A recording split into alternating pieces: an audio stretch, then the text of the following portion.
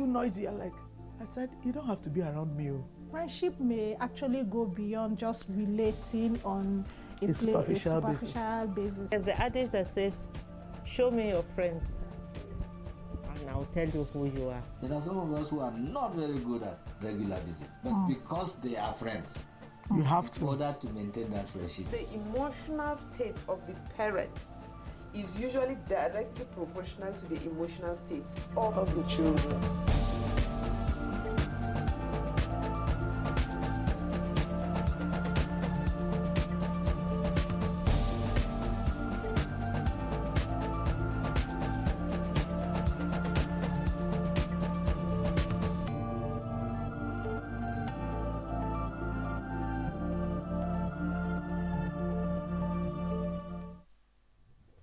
Hello viewers, welcome again to our favorite family show right here on Equa Television International, The Living Room. It's good that you've joined us again this week to join this discussion that we have today. Many of you, not many of us, all of us are all part of a family. And when we start our families initially, we have big dreams, long-term dreams of how we'll be doing things together till we die. We'll be having reunions. When we're old, our children will come and visit us. Our children will visit each other. They'll be best of friends. There'll be good support systems for each other. But unfortunately, in reality, this is not happening in many of our families. Our family bonds are weak or broken. And today, we want to discuss how to strengthen our family bonds so that we can continue this, our family togetherness, and even when we live to see Jesus, we are confident that our children will continue this togetherness until it's time for them to join us on the other side. So my name is Amaka Ocheke, and to discuss this with me, we have a full house. I'm very excited. So you're going to hear a lot of things today. You can hear the clapping behind. So we have Reverend Jerry Farouk, but to me, Uncle Jerry. Uncle Jerry, you're welcome. Thank you. Good to see you.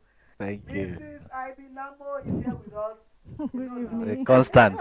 You give us hot as it is. The constant. And then my beloved auntie, Professor Teresa Madu, Auntie Tess.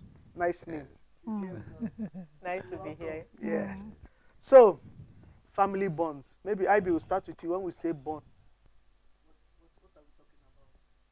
Well, family unity, family togetherness, working together, seeking to do things together, to always remember each other, to always want to stay in each other's place, and protect each other's interest and work for the good of each other. Okay.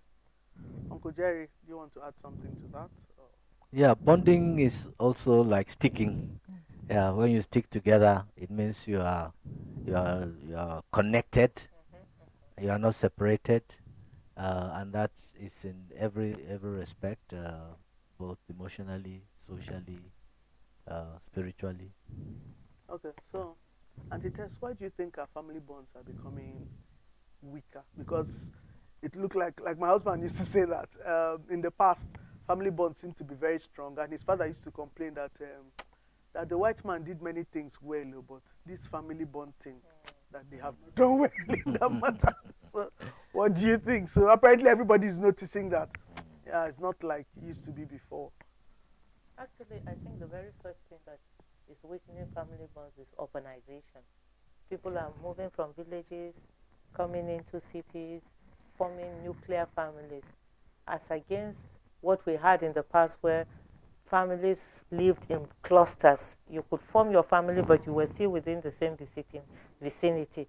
But now that urbanization has come, civilization has come, we have moved to cities, we form nuclear families, and then in the 90s, 20s, and now, many of our children are global children. They study, they move abroad, they form their own families. These are things that I think that gradually are affecting family bonds. In addition to that,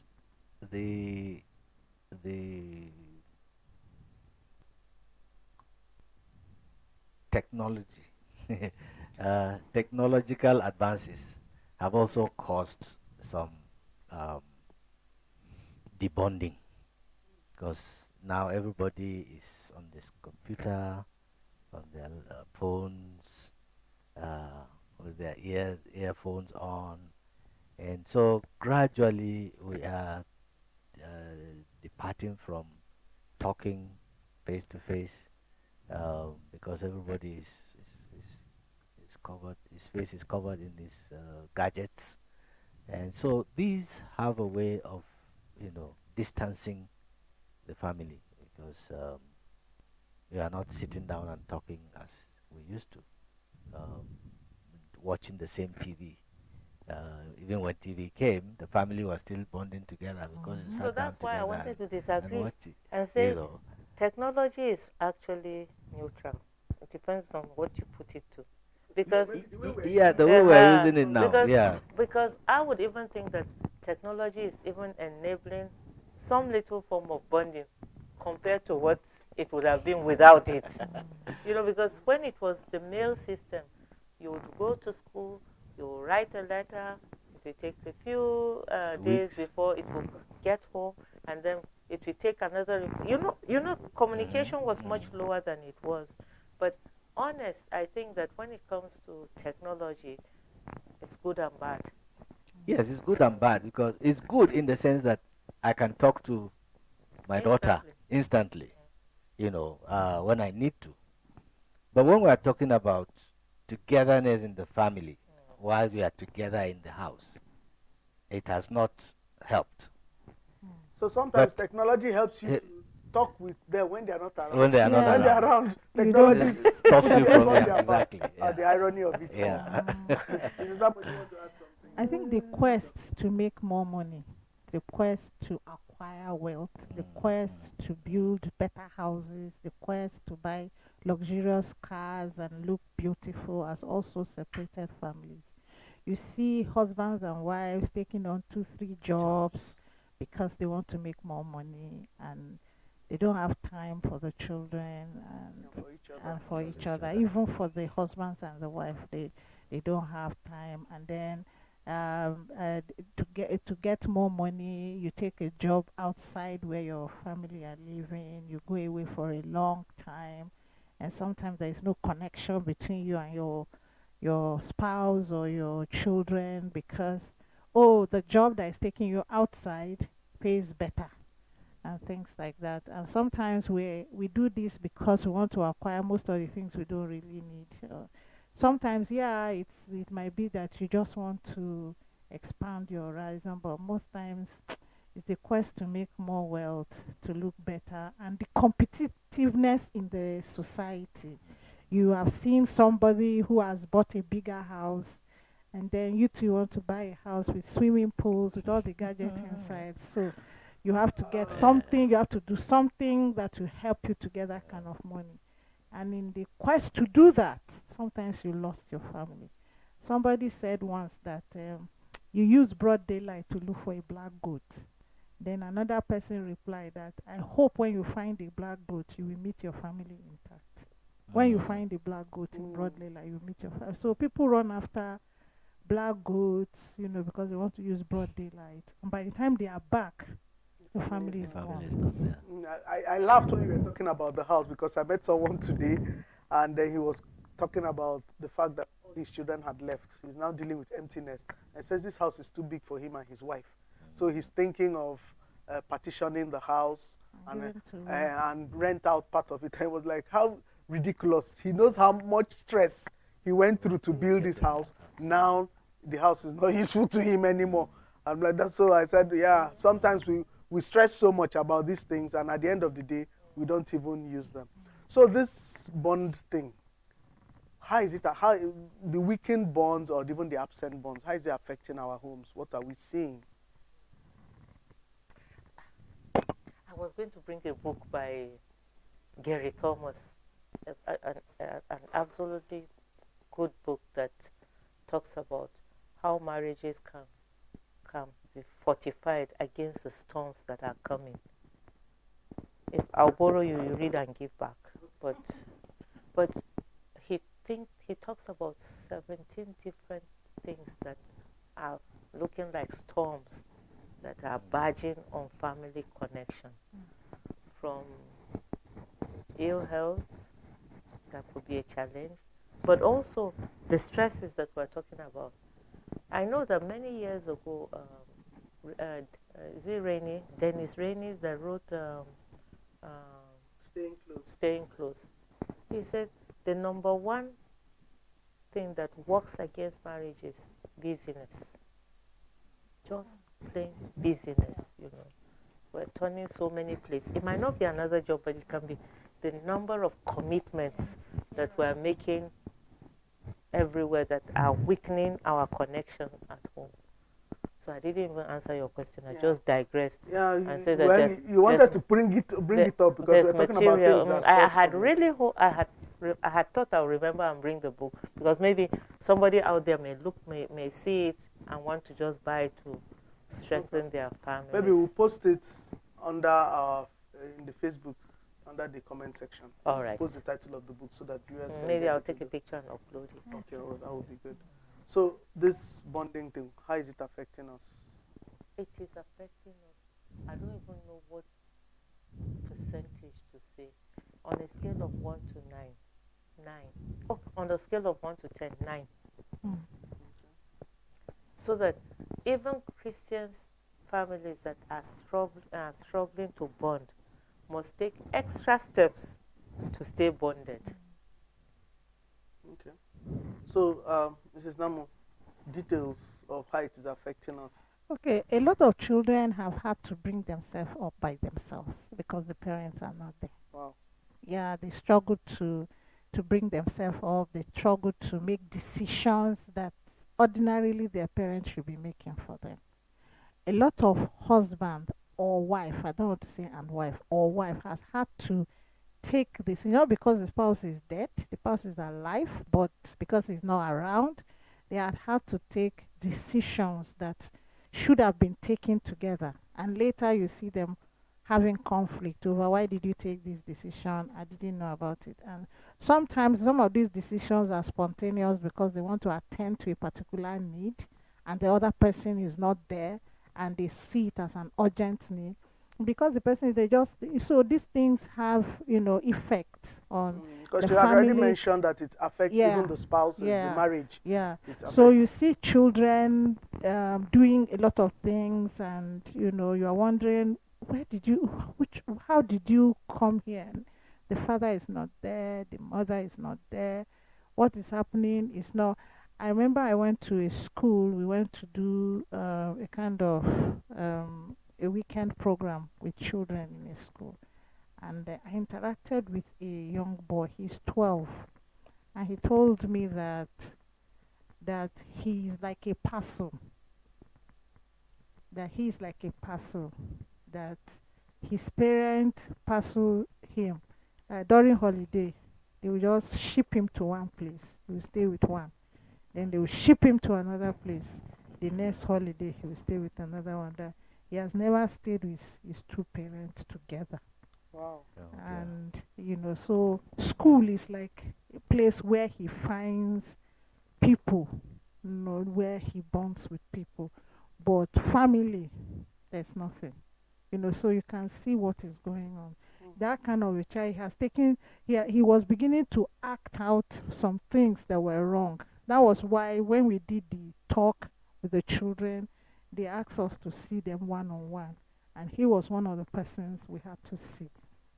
And you can imagine that kind of a boy. At 12, in fact, from the age of 9 or so, he has started taking decisions on his own, on what to do when things happen, which is wrong. These are decisions that his parents, even if they don't take for him, should be there to guide him to take, but nobody is there. So, and when they take him to either of the parent, he's just at home with his nanny. The parent has At work. You can imagine it. That's sad. Uncle Jerry. Taking up from there, values, positive values were passed on in the family when father bonds with son, mother bonds with daughter, and you learn not only what to do, but how to do and why you are doing it. Because the mother ta- takes the daughter through cooking, cleaning, and tells her why this should be done and how this is done. Um, Same thing with the father, what the boy child needs to know in order to come up and be a responsible man in the society is passed on during those times of bonding together as a family. Uh, but if everyone now is on his own, chasing this and running after that, and they are not able to sit together and learn from the feet of the parents, then it has affected the passing on of positive values to children. I remember when I was growing up, my father sits with me and he tells me stories about what has done and how they have, how they've come this far. And, then I go out to the farm with him, you know, not that I did a lot of great farming, but but at least I knew what to do, and he showed me what to do. And but today, very little of that is happening, partly again because of the urbanization that we're talking about. We're not talking about farming, we're not talking about gardening, we're not talking about, things that while you are doing those things with your parents, you learn, you know, uh, some of these values are caught more than they are taught, you know. So that's how it has affected uh, the family. You see a child and you say, whose child is this? He was not properly brought up.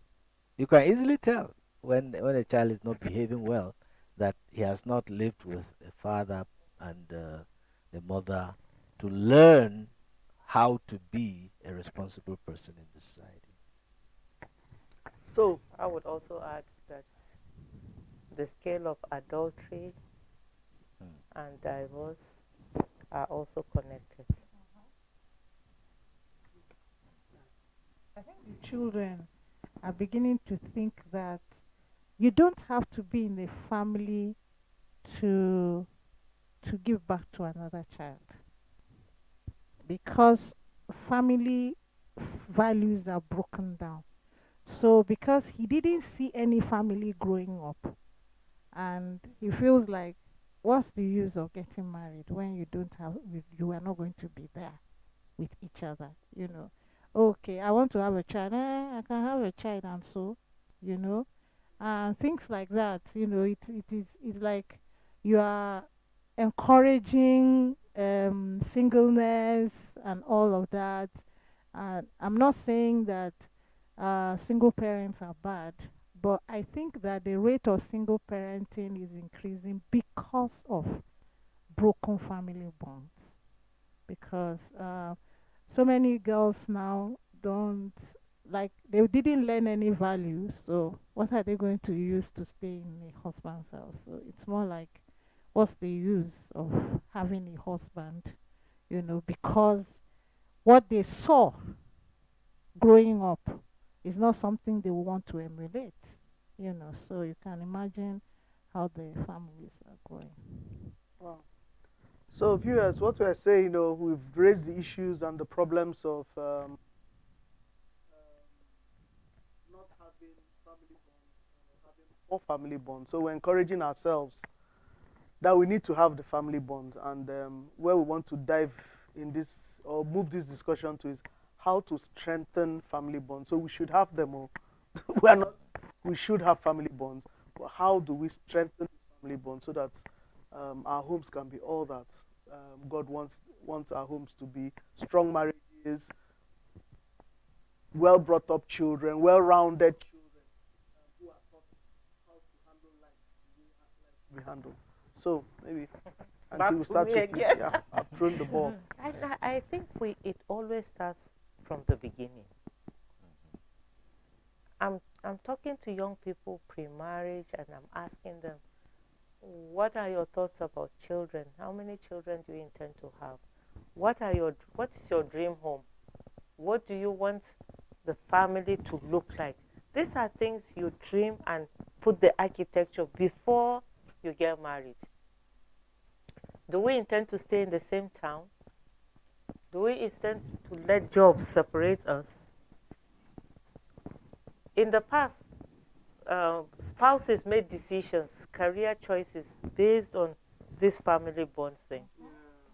So I think we'll go back and look at, from the beginning, what did we anticipate, or did we intend to allow life to happen to us?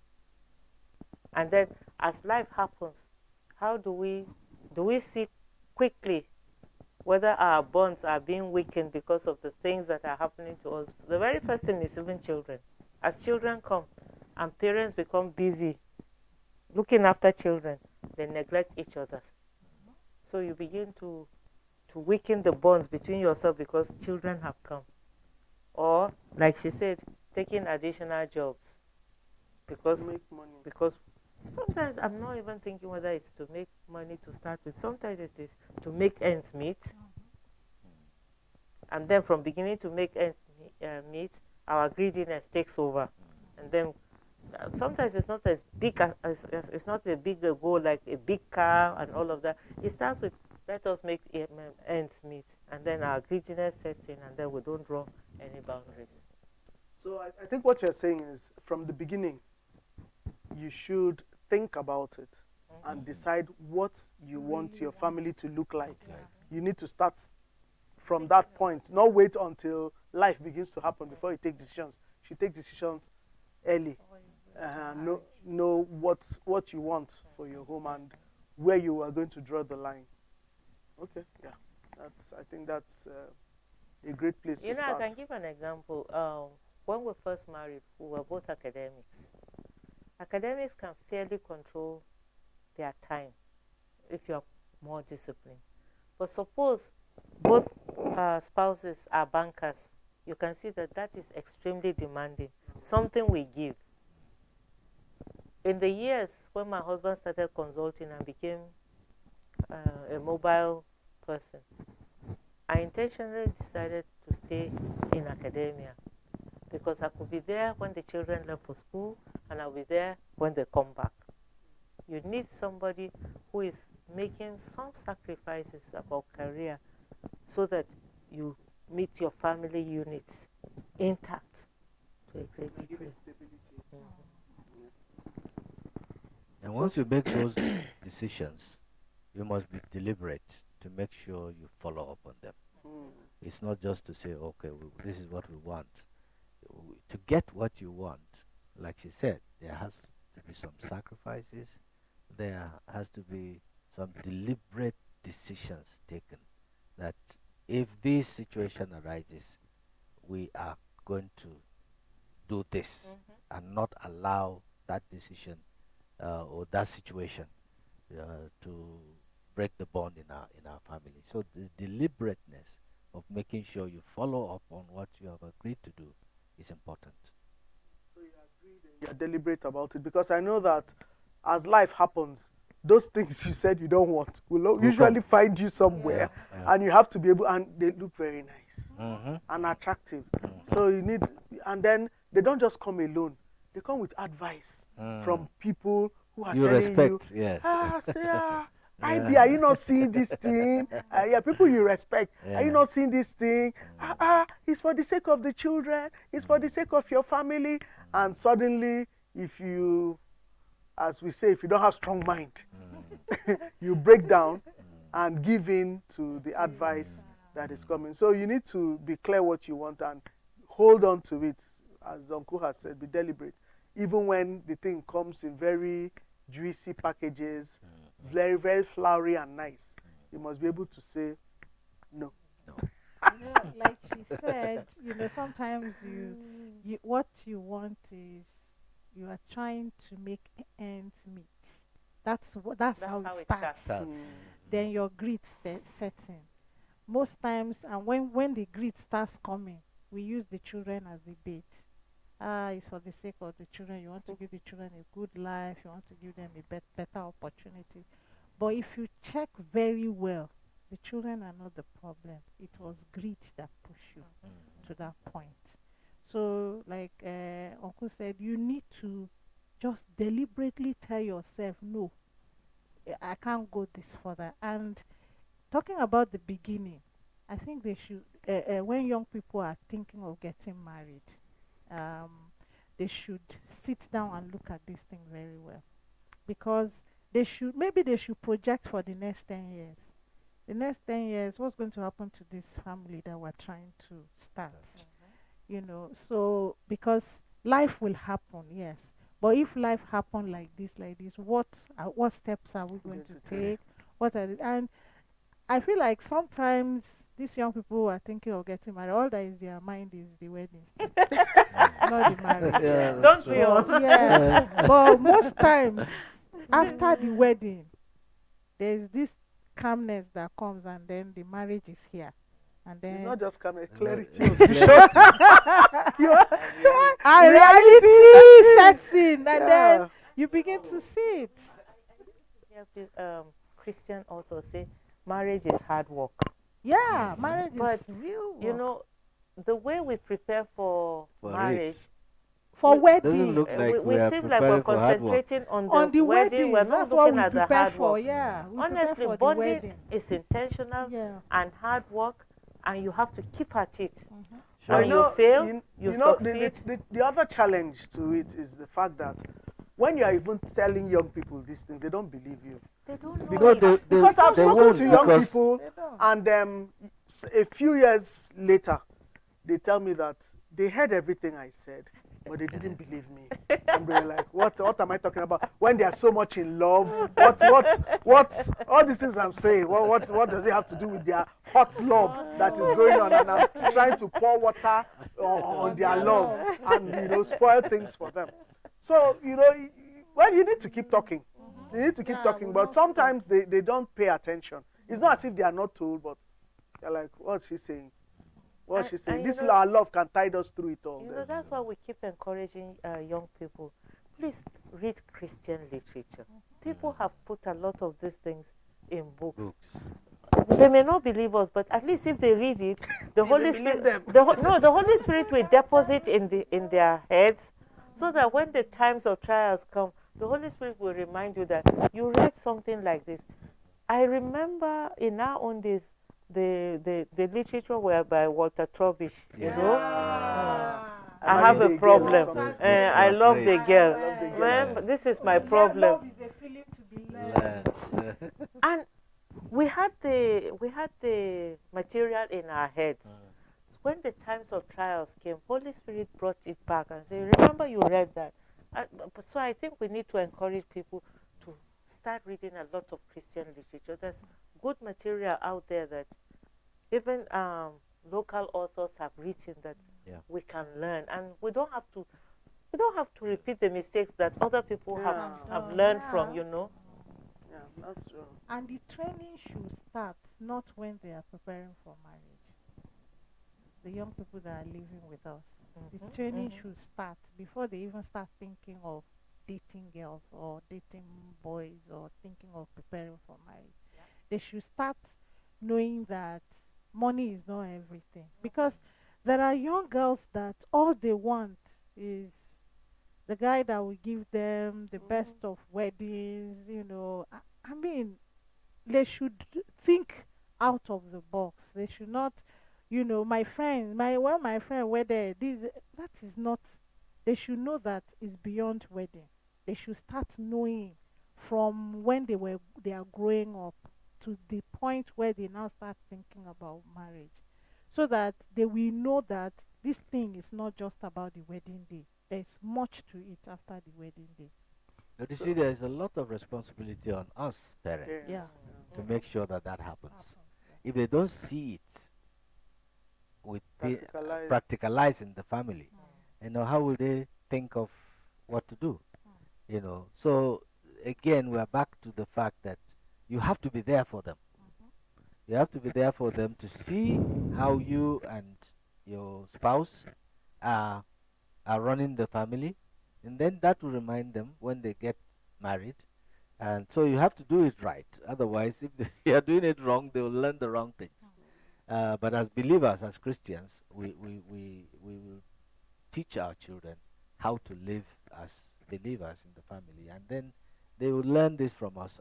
And like you said, we begin to see how when they get married, we don't have to wait until when they are 2 weeks, 3 weeks to marriage before we start telling them talking this is to what them. you go and do.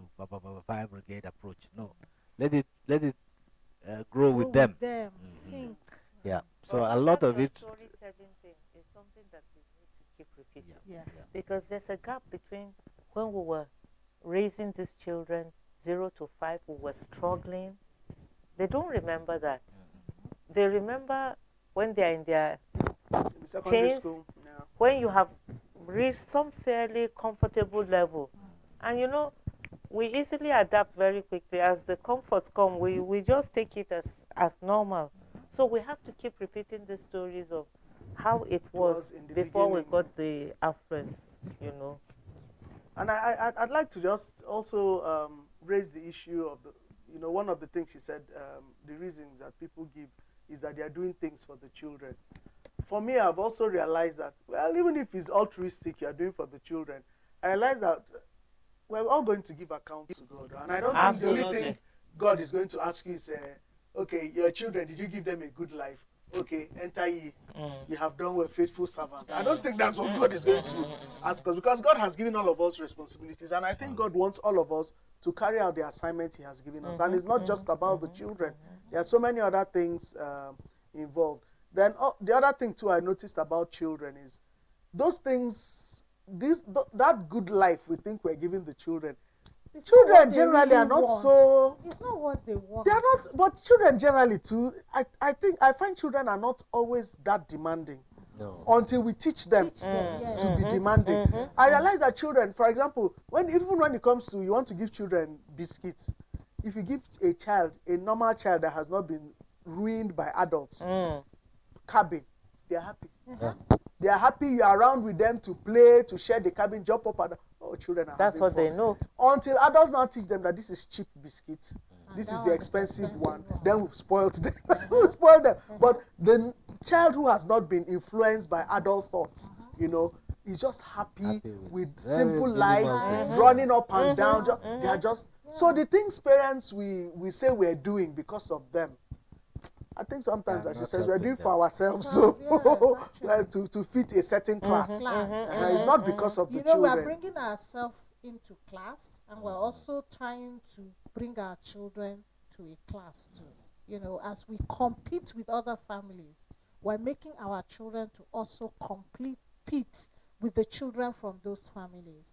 And the children, sometimes they may not really understand what is going on. They just see that, okay, mommy used to buy maybe a cloth of 5 naira. Suddenly, mommy is buying a cloth of 50 naira, and they cannot put it together why they have jumped from 5 naira to 50 Before naira. you are not even telling them and the cost of the clothes. Children, what is their? Well, they don't their care. own is clothes. They is really clothes, don't care. and Really don't sometimes, care. ma, when you buy the box full of clothes, there's a particular one that they like. and they are wearing it. I'm always complaining, my son. Every Sunday, I remember that there's it was one of my particular kids. so- They just he will like just one like particular. yeah, They were like just wearing only one- 2 clothes. Meanwhile, they yeah. had so many clothes then. Just I said wear it. never again. I'm not doing this. So what is it that you are struggling that you want to give children? The children are not interested. He has one until that boot spoils before he will remember that some of the boots you have bought he has outgrown them without even wearing them. Remember one? It was a Spider-Man shirt he liked, and that Spider-Man.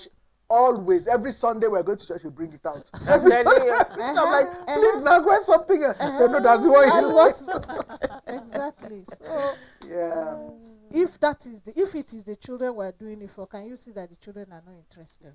So we're actually doing it for ourselves, not the children. So aside from we've said planning ahead, reinforcing the values that we have decided we're going to enforce. What other practical things can we do to make sure that our family bond remains strong between us, husband and wife, and between our children and ourselves? Because I also see adults, they were friends when they were children. Now adults, they are not talking to each other. I see brothers are not talking to each other, sisters are not The talking. bonding Like, the bonding what's is going really- on? And of course, if they are not talking to each other, their kids are not talking to each other. Yeah. That's- Yeah. I think. Well, to start with, Okay. on the spiritual note, Mhm. the family altar, Absolutely. praying together, Mm. is non-negotiable. Mhm. If as a Christian family you want to bond together, the foundation is the spiritual platform. Mm. And so don't ever miss meeting together to pray. Read the Bible and pray together. That is where you can also pray for issues within the family, that the children will learn to know that we are praying for each of these things, even though they see us if it is we the parents who are providing it. But when we parents say we are trusting God for this, then they know that it goes beyond us. And they will now learn to trust God. Let me give an example. One time we needed something in the family, and we prayed over time with the children, and the Lord provided.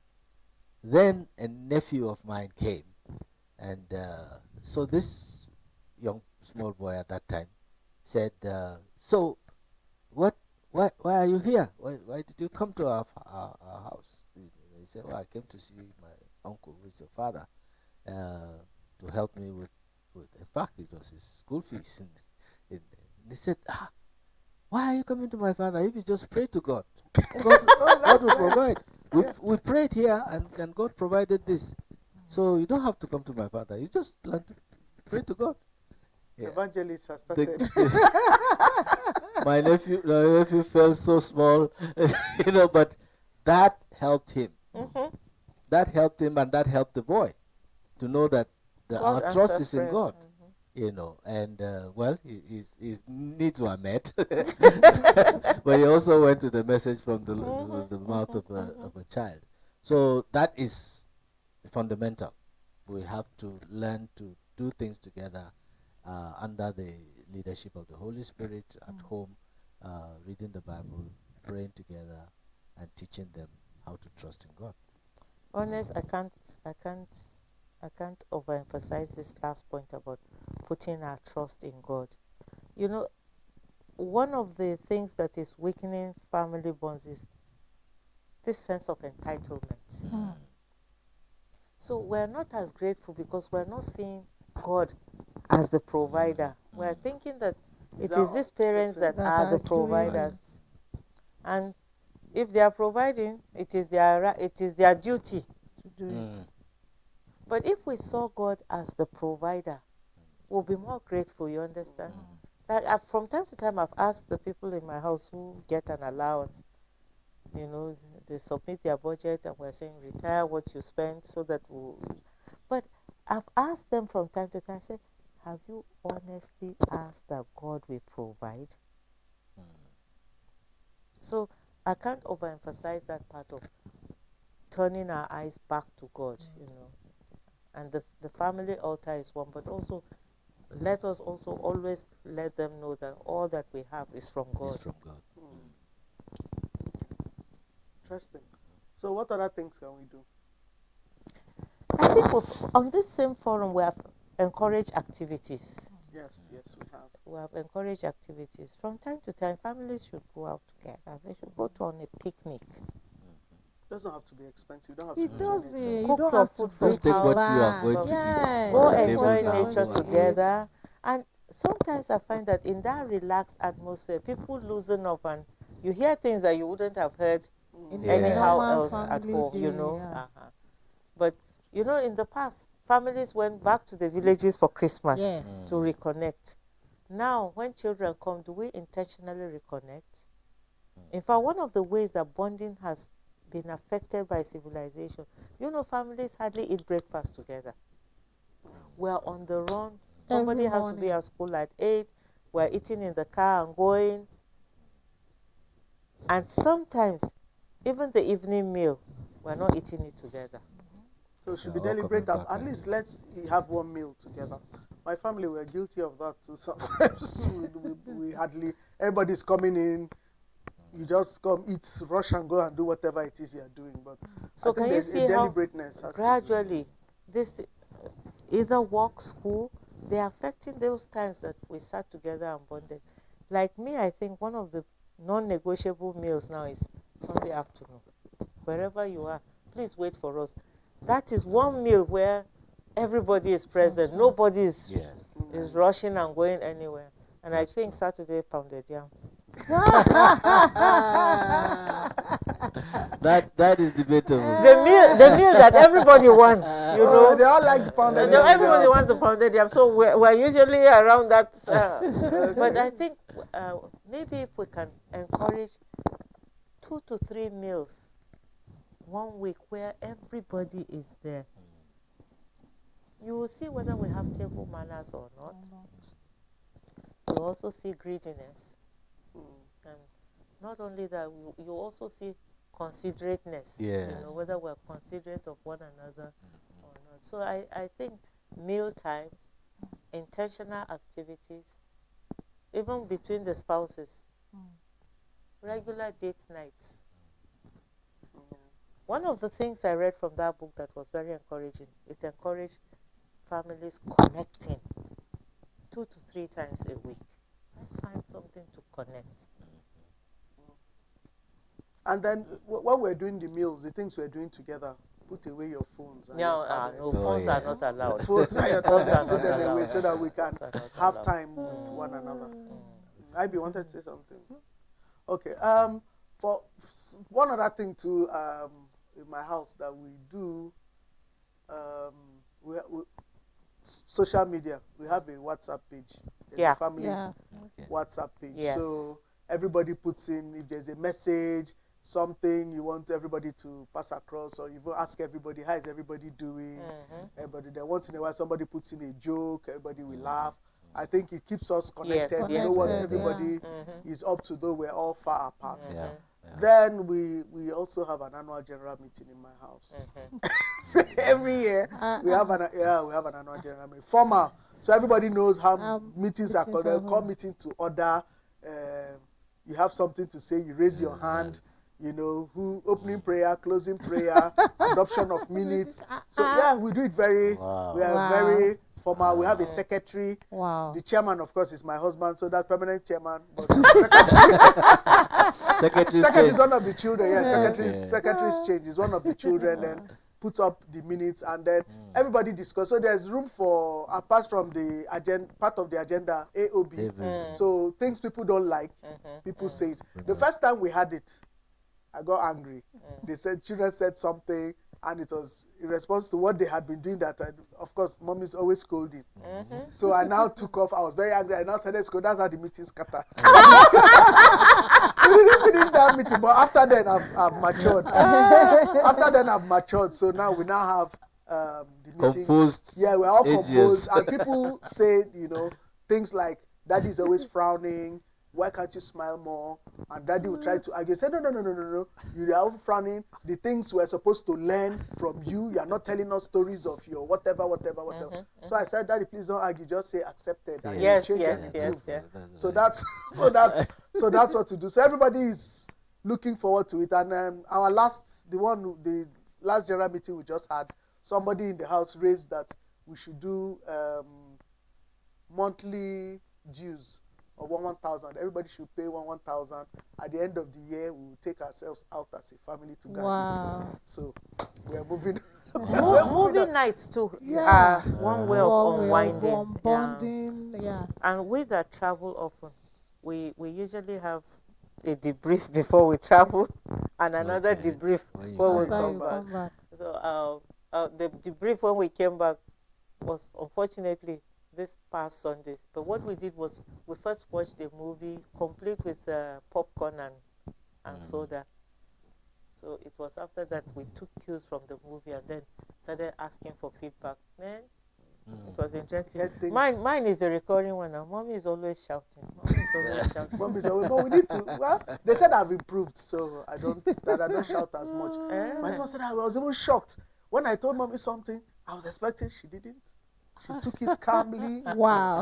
I felt good with myself. So I need to improve. That is good. And then something they also introduced this holiday children, the last Christmas break when they all were home. We had a game night. Yeah. Of course, some people tried to resist my husband for one. What is it all about? I said, just let them. So they organized, they divided us into 2 groups. We had one, teams. And then they brought on the games. Even my husband, everybody had fun. I laughed till my sides ached. My head was paining me. I really, really had fun. It was really, really nice. And it's something to look forward to next time. It was really funny. So games. Games Nice. together. Monopoly is one of the common ones, but I hate losing. So, so to be honest, I just stay there, keep them company. But when it gets heated and all of that, I sleep off. Because I hate losing. Okay, nice. So at least families are doing things together. Then from another thing too, I've tried to get them to do is that they never come home. Well, I guess it's a life lesson. But I told nobody, when you're coming back home, never come home empty-handed. That's Absolutely. like you've been in school for some months. When you're coming home, that part of your pocket money, use it to buy something for those at home. And you must do oyoyo for us. Well, even if you don't do for me, do for your siblings. And I found out that siblings are very happy when they do oyoyo.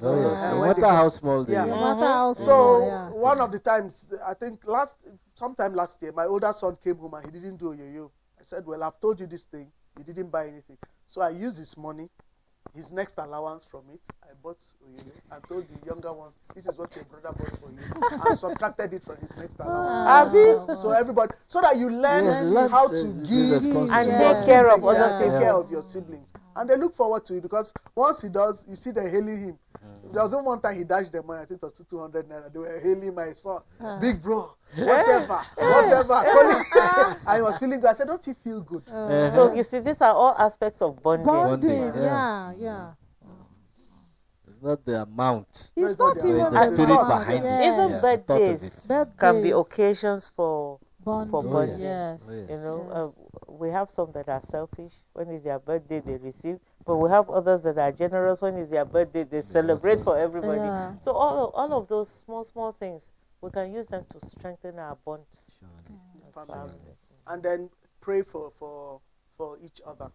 And I think still on the spiritual thing, we could also have days of prayer for the whole family. Yes, You could have days of prayer. You could have Yes. fasting days for Yes, everybody. everybody. We pray. We come together, and because at that point everybody is saying what challenge they are going through and why they need prayer. That's And, right. all right. That's right. Any other things we need to last words because they want to send us out of here and want to go out majestically and not with a broom. Be kind in the words we use with one another. Yeah, we should yeah. scrutinize words I think, when children. We are very polite with people outside, Outside. but When when it it's comes to- the people inside, we command, I think it's that familiarity that brings Yes. breeds contempt. Yeah. So we should be deliberate about being nice and polite to ourselves in the family. Yeah. Because I think some things have been said to them many years later, they are still latching onto it. Yeah. And they now distance themselves from the family when they can. I let's don't be want to kind. deal with you guys anymore. Let's be kind. So that the family is a safe place for everybody. It's a place you know that you won't be judged, you won't be talked down. Even when you take wrong decisions, Yes. we will Families lovingly correct you. set you Yes, right. yes. It should be somewhere that people want to come and Run. run away from and come run away from other things. run away from other things and come come to. home to. Yeah. Yeah. Okay, time to go. Thank you so much, viewers. I hope we've heard, and we will be deliberate about making sure that we strengthen our family bond, so that 5 years, 10 years, 15 years, 20 years down the line, we're still together as a family. Distance may separate us, but our hearts are still together. We're still communicating. We're still looking out for each other, praying for one another, and making sure that our family is moving forward. And of course, our children, the next generation, learns from us and want to be like us, and they move it on. So thank you so much, everybody, for being here and for chipping in different things. And we believe that we'll practically have learned things to go home Yeah. and practice and apply in our own families. So viewers, thank you so much for staying with us to the very end. We look forward to seeing you again, same time, same place, at the Living Room, Equa Television. God bless you as you go out there to strengthen your family bonds. Bye-bye. Bye. Bye.